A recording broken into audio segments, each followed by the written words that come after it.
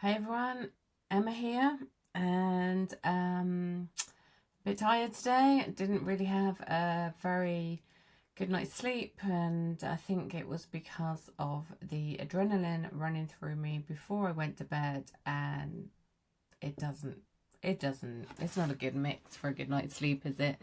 Lots of adrenaline, because I just learned something new that I just had to get my head around. I just learned it brand new last night, and so I'm still, you're watching me still just trying to get my head around it and figure out what the hell. If you're an advocate, you'll get this. If you're an advocate, you'll get this. You'll get that often, if not every day, and for me it feels like in this last year it's been at least every week. I am learning something new where I am wait, what? That can't be right. That can't be the way. That can't be a way that we do this in society. And that can't be a way we treat vulnerable, disabled people, some of the most vulnerable people. No, that's not right. And yet, it is right. It is the way. And throughout this whole year, I've had to find a place to fit that bit of information in me without, trying not to get really cynical and really down and really, and had to stay positive and keep going when you're learning things that just make no sense to you and are just so unfair that you can't believe it. And yet, and sometimes it's it is the truth and it's just there to accept. Sometimes it's not really how it should be, but it's being done to you, and then you've got to say no to it because, hey, hang on a minute, you are not acting lawfully here, and your interpretation, whoever it might be, the council, social services, whatever, of that thing is not lawful. And no, because they try to get away with things all the time. It's this battle, and it's this battle of they're holding these purse strings, and I get it. I get that it's difficult. I get it. I would not particularly like their job, but that's not my job. My job is to be an advocate, to get what is lawfully and fairly right, the law of this land. And thank goodness we have such a good law of this land that actually is a weird thing because they've created such good protections and good laws, and yet don't care to ring fence the money to make that work. Create a lovely NHS and don't make sure it works.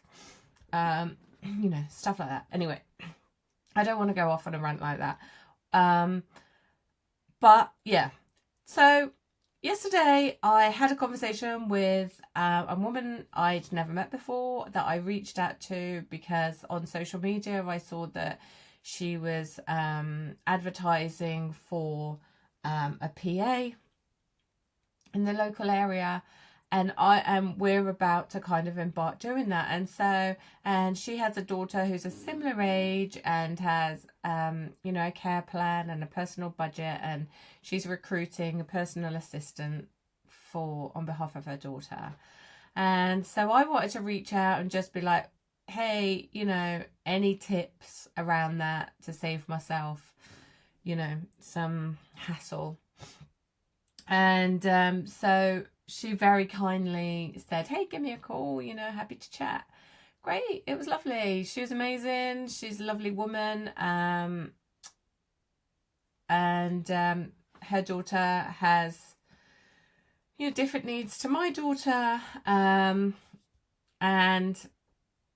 so we got chatting anyway, and I was just asking her, oh, how do you manage with the paying the PA expenses and also paying the social care contribution?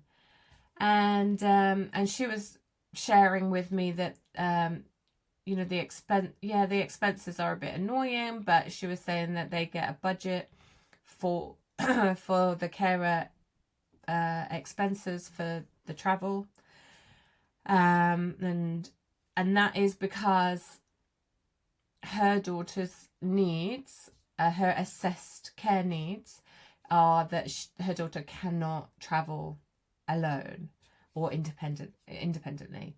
And so her assessed care needs is that she needs support to get to places.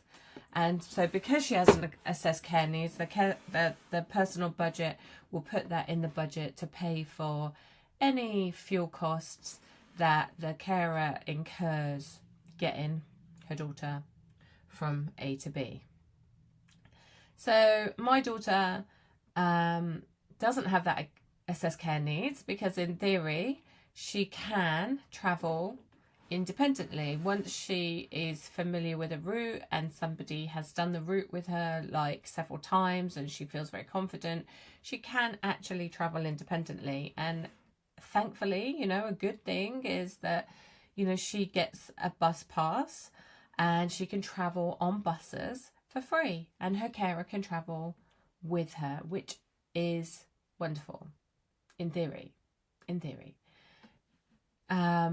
We live very, very rurally, and there are few buses a day that leave our village, and they're very limited to where they go, and they're very limited in how many buses there are a day. And so, you know, in theory, they're like, well, she has this bus pass, she can travel independently, you know, we don't need to provide any funding for her to get to A, B, C. You know, in reality, that's just not a thing. It's just like, well, she can't. So, you know, they might say, oh, she has an assessed care needs to access the community, and to, you know, go out into the community, and but you know, if she can't get there because there's no transport and they haven't given her funding for expenses, then she'll have to meet those expenses out of the benefits that she gets. So she'd have to, like, you know, pay the petrol costs out of her own personal money. So there's that. So then the other part where I was saying, you know, and what about the financial contribution? And she was saying, oh, I don't know anything about that. And I was like, oh, and she said, oh, we don't. And then she said, oh, well, we don't have to pay a financial contribution because we're funded through the NHS, because her daughter's particular condition is under health. So her daughter has like a health condition, but she also does have a special needs condition. And I don't know whether that is due to the health problem that caused the learning disability or not. I'm not quite sure. We didn't really go into that. But primarily, she has a health condition, and because of that, her funding comes 100% from the NHS. And so the law, well, I don't know. It's not even. This is brand new to me, so I'm not going to get this right. This is just new information I'm trying to understand and process. Okay, so this is how I get it at the moment, and let me just like pull up. So it's like, what is it called? So it's called like, so she's like NHS Continuing Healthcare, so CHC. So it's a package of care arranged and fully funded by the NHS for individuals who have significant, complex and primary health-based needs. Right? So I'm like, so she's like, oh, so therefore, because it's funded in that way, she doesn't have to pay a contribution.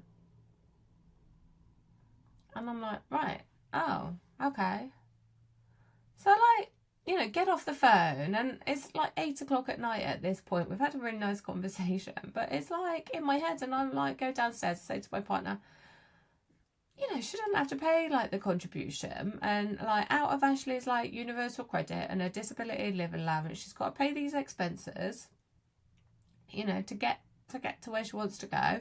And let's not forget, like, just as a side note, that like, you know, say for instance, oh yeah, people go, oh well, she could get on, you know, she could go to the cinema. So as I've talked about before, it's like, if she uses her CEA card, which, you know, you can get for a nominal fee of like something like £10, something like that. I don't know how much it is, 20 quid, I don't know.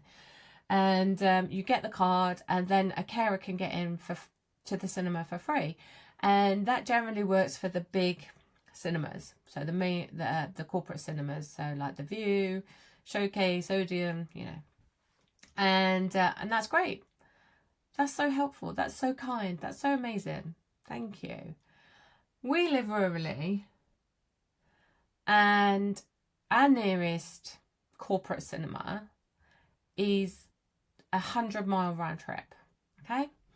So, you know, I don't know, based on, what is it, 45, say you were paying 45 pence per minute, per mile.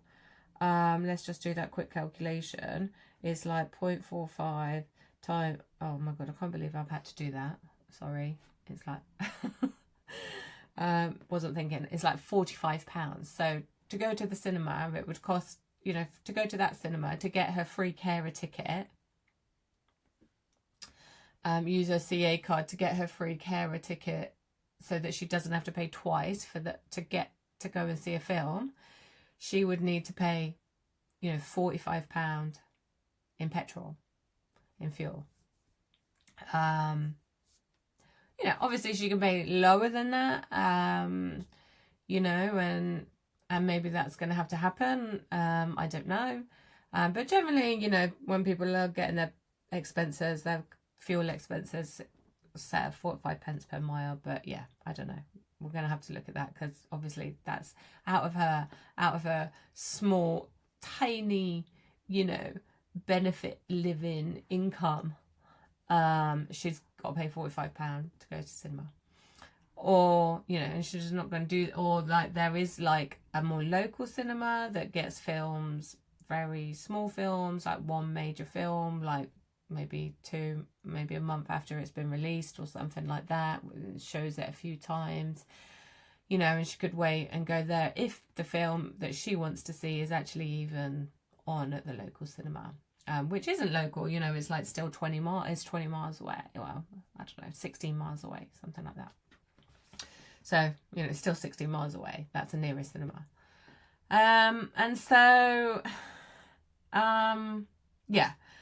And so then for her to go to the cinema on public transport using her bus pass for free, you know, which is what social services are expecting her to do, because in theory, that's what she can do in theory. You know, I looked up on Google, from our village and to the View Cinema, the nearest View Cinema, you know, we're looking at around 2.5 hours. 2.5 hour each way on the bus. So yeah, I mean, 2.5 hours on the bus to go to the cinema. Even then, she might not get back, because the last bus back, I think, is something like 6 p.m. I don't know. You know, definitely can't go to the cinema at night time. That's for sure. So yeah, anyway, so I digress. Just a little side note about that, about those. So out of her benefit, her low income, she has to pay these, she's expected to pay these carer expenses, to go and help her live her life. But the other person doesn't, because of her assessed care needs, that she can't travel alone, and so she gets those expenses paid. And then on top of that, because she has a health related issue, and she's fully funded through the NHS, she doesn't have to pay any top up, any contribution to social care either. So she gets the same benefits, She lives at home with mum. She gets the same benefits and she gets to keep most of hers. Her expenses will be less because, you know, she's sharing a home with mum. My daughter lives independently on her own, has all her bills to pay for herself, her shopping and everything, her food shopping, everything like that. And out of her money, she has to pay the carer expenses plus this contribution, which they're saying at the minute the financial contribution she has to pay is £57. Sorry, I think it's £54 and a penny a week. So, and it's just like blown my mind, because it's just like, okay, you've got these two vulnerable people that both need carers, have different kind of needs, but, you know, both have additional needs, they go to the same daycare services. You know, one has an added medical condition, my daughter doesn't, but because of that, but they're both vulnerable people, they've both got the same income. My daughter has more outgoings because she's living independently of me, and but she's got to pay that, and so it's like this kind of discrimination. I said to my partner, I was like, I don't get it. I don't get it. So it's like, it's a lottery on what disability you get. And it's like, woohoo, I've won the lottery of getting this disability, because then I get my funding from the NHS and I don't have to contribute any money. And oh no, mine's a social disability rather than a health. I mean, I don't even know what is health. It's like, you know, none of these people came into this world, I'm sure, like thinking, oh yeah, give me these things. You know, they arrived, you know, and with their things, and it's like, so talk about postcode lottery. It's like diagnosis lottery,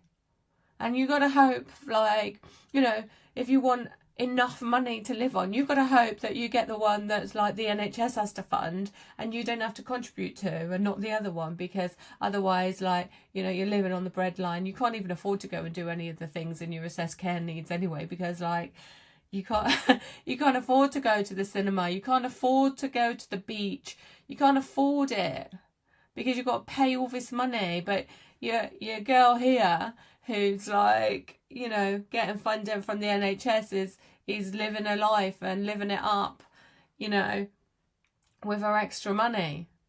Is what? I don't understand it. So here I am, like, trying to understand it, asking, you know, AI, my friend AI, who I call Dave. So I'm like, Dave, how come some people get their funding through the NHS and doesn't have to contribute to care? He's like, great question, Emma. I'm like, thanks, Dave. It's all about the difference between NHS continuing healthcare, CHC, and social care funded by the local authority. And it says that the CHC is a package of care arranged and fully funded by the NHS for individuals who have significant complex and primary health-based needs. Key points: is free, regardless of income or saving. It can be, which I'm not saying it shouldn't be, brilliant. It can be provided at home, in a care home or elsewhere. And if someone qualifies for CHC, they do not have to pay anything, not even for accommodation. Eligibility is based on primary health need, meaning the person's care is mainly needed due to health reasons and not the social ones. So for this individual, my new friend's daughter, she has epilepsy, and so the reason she needs care, even though she has a learning disability as well, the main reason she needs so much care is due to the epilepsy. So it's a health reason and not a social one. Unlike my daughter, who has Down syndrome and no particular health concerns, thank God, but then hers is a social care. So it says under the Care Act 2014, most people get funded by their local authority, social, in brackets, social services, not the NHS. The care is means tested, so people often have to contribute towards the cost based on their income and saving. Even people with very high needs may not qualify for NHS CHC because their needs are classified as social care needs rather than health needs.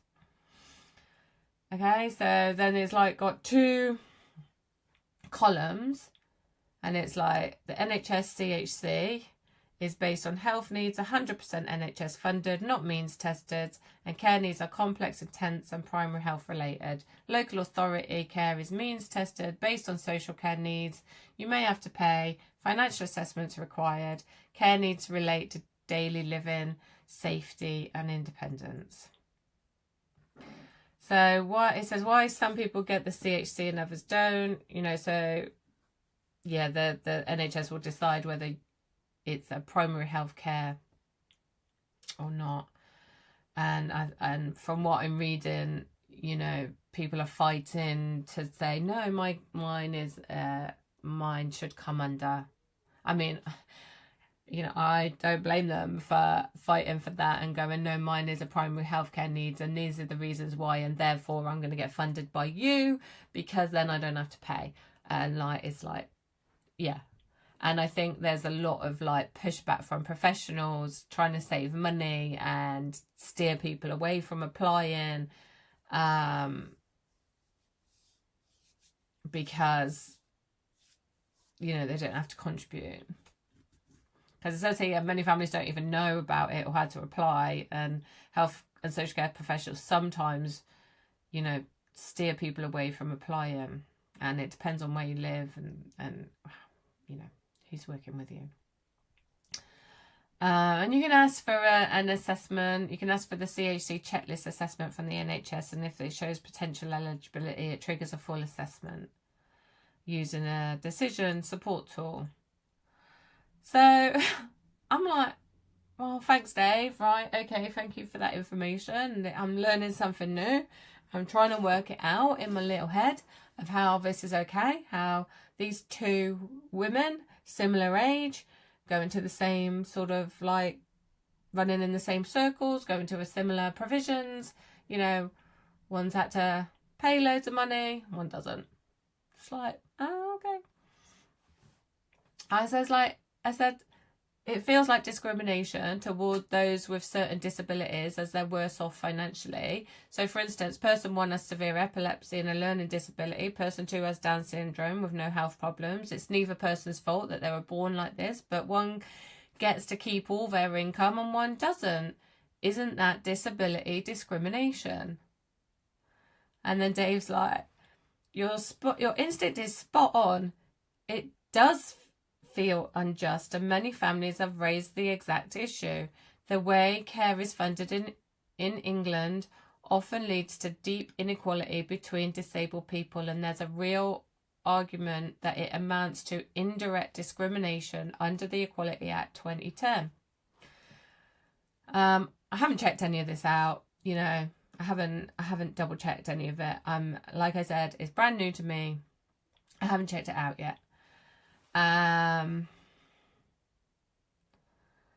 So he's saying why it could potentially be disability discrimination, and it's under the Equality Act 2010 there's a few potential issues that indirect discrimination, a policy or practice in brackets means testing care unless it's health based may disadvantage some disabled people more than others through no fault of their own, which is where my head was going. Well, that does, it's just common sense. It just doesn't seem right. It's just not right. It's just different disabled people are getting paid differently, and and some are getting to keep their money and some aren't. It just is really simple in my head, and I think quite often throughout this journey I'm quite a simplistic person, and I'm quite logical, and I'm quite down to earth. And I'm it just doesn't make sense. If it doesn't make sense to to a child, to a simple person like me, it's probably not right. You know, it's right, you know, that's the way it is, but it's not fair, or there's some discrimination, because it's just common sense. It's just, everybody knows. It like just passes the litmus test of common sense. And before you get into all the complexities that like turn you around and change your perception and like get you to thinking that black is white and up is down, and like you start like then like feeling sorry for the government or something, and it's just like it runs you ragged, and you just need to come back to this original fresh feeling where you're like, no, that wasn't right. It just wasn't right.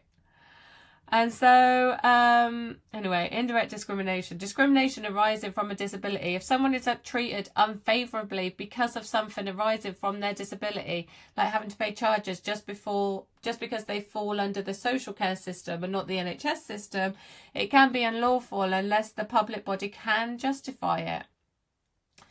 Failure to make reasonable adjustment. The system may not account for how someone's disability affects their finances or access to support. If the means testing process or treatment is rigid, it may not be fair. I mean, again, I've not checked all these things out. It's just what Dave's telling me, yeah. And then it's like, but here's the real issue. The legal test for NHS continuing healthcare is based on whether someone has a primary health need. That test isn't in the Care Act or the NHS Act. It comes from a court case, and here it says Coughlan, 1999, Coughlan. It's meant to stop the NHS from shifting costs into local authorities. So I don't know, that was obviously a test case, a court case, and it changed how things were done. So I'm guessing what was happening was NHS is like, no, we don't want to pay for this. It's a social healthcare issue. And they're like trying to push it onto the local authority. But in practice, it says it divides disabled people into two arbitrary funding streams. The criteria are complex and inconsistently applied, and it creates a two-tier system. People with similar needs can end up with totally different outcomes purely depending on which system they fall under, which is what I was saying. And then Dave's saying, oh, could this be challenged legally? In theory, yes, but you know, a person or family could argue that the charging regime for social care unfairly disadvantages certain disabled people, or that the criteria for CHC are applied in a discriminatory way, e.g. favouring physical health needs over long-term cognitive or behavioural support needs. And then it says judicial reviews have been attempted, but success depends on evidence, timing, and the interpretation of primary health need. This is one of the biggest injustices in adult care, not just financially, but morally. I sometimes find that like AI Dave gets a bit like dramatic. Find it funny sometimes. It's one of the biggest injustices. I mean, it might be, but I don't know. I just find it funny. Yeah. So there we have it. Like, you know, that's my point. It just doesn't seem fair. It doesn't seem right. I don't know. I don't know I don't know what's going to happen. I'm not going to change the world. I'm not going to change this. You know, I'm sure many bigger charities and people have looked into this and are campaigning against it, you know. But I just want to bring a bit of awareness, real-time awareness to what it's like in the life of an advocate, a mom who's just trying to get the best for their kid. And let's not forget, what I am fighting for is a very small, beautifully ordinary life. It's not living on a luxury yacht. It's not servants and maids. It's not holidays abroad. It's not shopping trips to Gucci. It's a small flat, being able to do the things that people take for granted every day.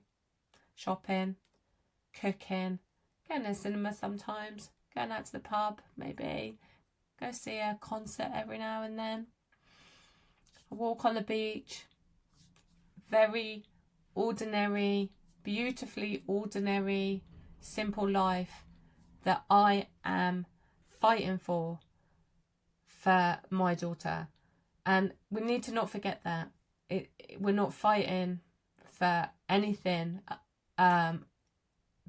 above and beyond what some people would think was a very limited and small life. And so, yeah, onwards.